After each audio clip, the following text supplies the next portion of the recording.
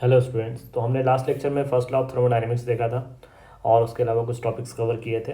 इस लेक्चर में हम लोग वर्क डन का कैलकुलेशन कैसे करेंगे डिफरेंट प्रोसेस में, इसके बारे में हम लोग जानते हैं। क्योंकि हमने डेल्टा एच का कैलकुलेशन देखा डिफरेंट प्रोसेस में कैसे करेंगे, डेल्टा यू का हमने कैलकुलेशन देखा। सिमिलरली आज हम लोग वर्क डन का कैलकुलेशन देखेंगे।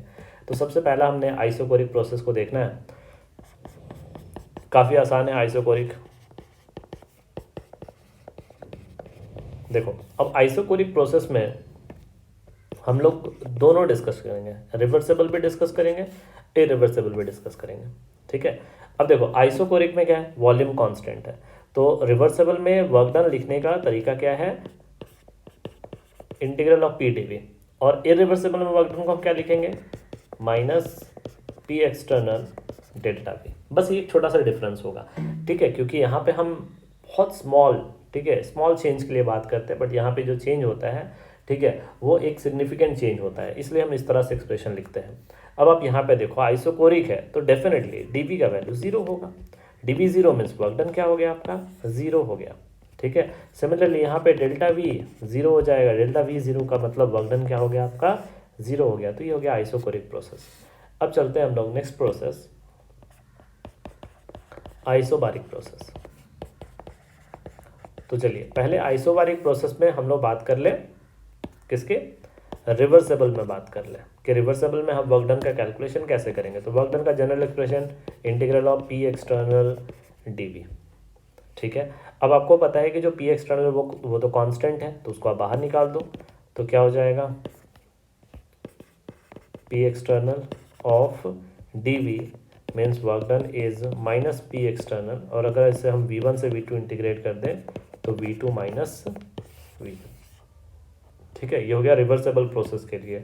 उसी तरह सिमिलरली अगर हम लोग इरिवर्सेबल प्रोसेस के लिए बात करें तो कैसे हम लोग कैलकुलेट कर सकते हैं। तो आइए देखते हैं इरिवर्सेबल प्रोसेस में वर्क डन का कैलकुलेशन क्या लिखेंगे, minus P external delta we.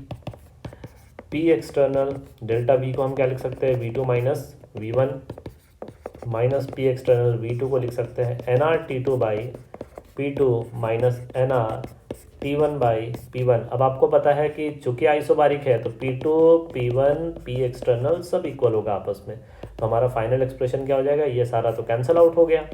तो बचा गया यहाँ पे minus N R T two minus T one. ये हो गया आपका वर्क डन का फाइनल एक्सप्रेशन, किसके लिए, आइसोबारिक प्रोसेस के लिए। अब आते हैं हम लोग आइसोथर्मल प्रोसेस में। आइसोथर्मल में वर्क डन का कैलकुलेशन किस तरह से करेंगे, देखिए। आइसोथर्मल प्रोसेस में सबसे पहले हम लोग रिवर्सेबल की बात कर लें। तो रिवर्सेबल में वर्क डन निकालने का तरीका क्या होगा भाई, तो वर्क डन का general expression integral of P external DV. देखो रिवर्सेबल प्रोसेस है तो पी एक्सटर्नल जो होगा वो पी गैस के इक्वल होगा, और पी गैस को हम क्या लिख सकते हैं, N R T by V लिख सकते हैं। मीन्स हमारा एक्सप्रेशन क्या हो जाएगा, N R T by V D V. अब चूंकि टेम्परेचर कांस्टेंट है तो माइनस एन आर टी बाहर आप निकाल दो, integral of D V by V integrating from V one to V two. So W is minus N R T L N V, और V one से V two हम इसे integrate कर देते हैं। तो हमारा जो फाइनल एक्सप्रेशन आ जाएगा minus N R T ln V two by V one. तो ये आपका आ गया वर्क डन का फाइनल एक्सप्रेशन। अब हमें पता है कि P one V one is P two V two for isothermal.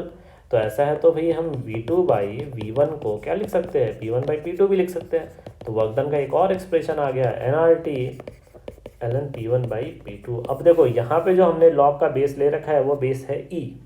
तो अगर हम बेस 10 में लिखना चाहें तो हम वर्क डन का एक्सप्रेशन क्या लिख सकते हैं, minus 2.303 N R T log, ये बेस आपका 10 हो गया, V two by V one. और सिमिलरली अगर हम प्रेशर के टर्म में लिखना चाहें तो minus 2.303 N R T log base 10 P one by P two. तो ये आपका हो गया वर्क डन का calculation in reversible isothermal process. ठीक है, अभी हमने रिवर्सेबल में कैलकुलेट किया है। सिमिलरली अगर हम इरिवर्सेबल में अगर कैलकुलेट करना चाहे तो कैसे करेंगे वर्क डन का कैलकुलेशन, आइए देखते हैं। तो work done is minus P external delta V. अब माइनस पी एक्सटर्नल और डेल्टा वी को हम क्या लिख सकते हैं, V two minus V one, और इसे भी हम फर्दर ब्रेक कर सकते हैं। तो V2 को हम लिख सकते हैं nRT by P2 minus nRT by P1, चूँकि प्रेशर कांस्टेंट है तो वर्क डन का फाइनल एक्सप्रेशन क्या लिख सकते हैं, minus P external nRT by P2 minus nRT by P1। तो ये आपका हो गया work done in irreversible process. अब आप यहाँ पे ध्यान देना, ठीक है, अच्छे से इस चीज़ को समझना कि जैसे मान लो हमने एक गैस पिस्टन सिस्टम ले लिया, ठीक है, एक गैस पिस्टन हमने सिस्टम ले रखा है। सपोज मान लो हमने यहाँ पे पिस्टन लगा लिया और अंदर में हमने एक आइडियल गैस ले लिया। अब आप ऐसे समझना, ये आपका इनिशियल प्रेशर था यहाँ पे, ठीक है, P1 लग रहा था, यहाँ पर वॉल्यूम हमने V1 ले लिया।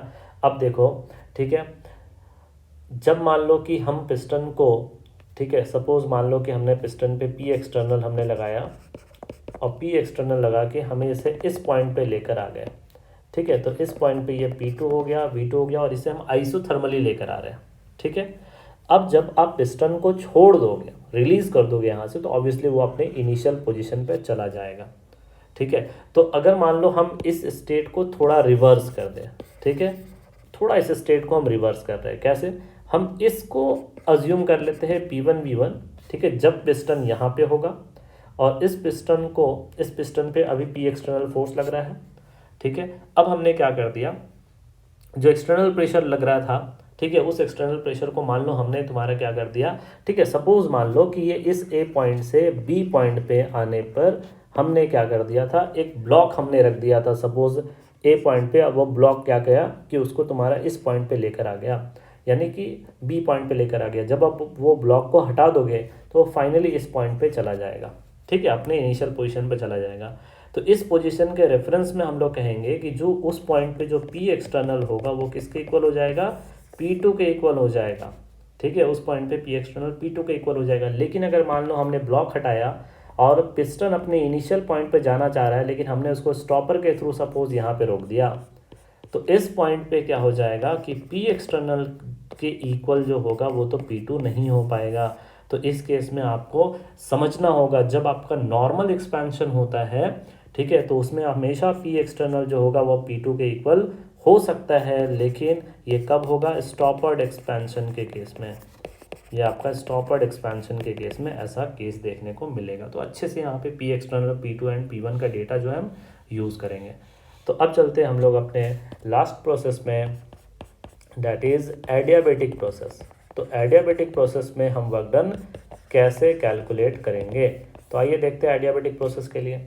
हमें पता है एडियाबेटिक प्रोसेस के लिए Q का वैल्यू 0 होता है। फर्स्ट लॉ से डेल्टा U को हम क्या लिखते हैं, Q प्लस W। इसकी वैल्यू तो 0 हो गई, ठीक है, तो मीन्स डेल्टा U का वैल्यू जो है वो W के इक्वल है। मतलब ये कि वर्क डन अगर आपको निकालना है किसमें, एडियाबेटिक प्रोसेस पर, डेल्टा U के इक्वल है।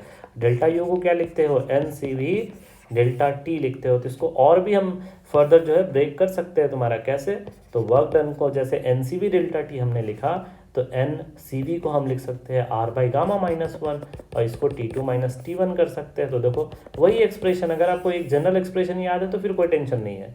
अब देखो NR को आप अंदर ले आओ तो क्या हो जाएगा, NR T2 minus NR T1 divided by क्या हो जाएगा, गामा माइनस 1। तो एक और एक्सप्रेशन यहाँ से आ जाएगा आपका P2 V2 minus P1 V1 divided by gamma minus 1। तो ये आपका वर्क डन का एक्सप्रेशन हो गया किसमें, एडियाबेटिक प्रोसेस में। और ये आप बोथ रिवर्सिबल एंड इरिवर्सिबल दोनों के लिए अप्लाई कर सकते हो। तो हमने देखा इस लेक्चर में कैसे डिफरेंट प्रोसेस के लिए हम वर्क डन का जो है कैलकुलेशन ईजिली कर सकते हैं। तो हम लोग अगले लेक्चर में कुछ और टॉपिक्स कवर करेंगे थर्मोडाइनमिक्स के। तो इस लेक्चर के लिए इतना ही, ओके, थैंक यू।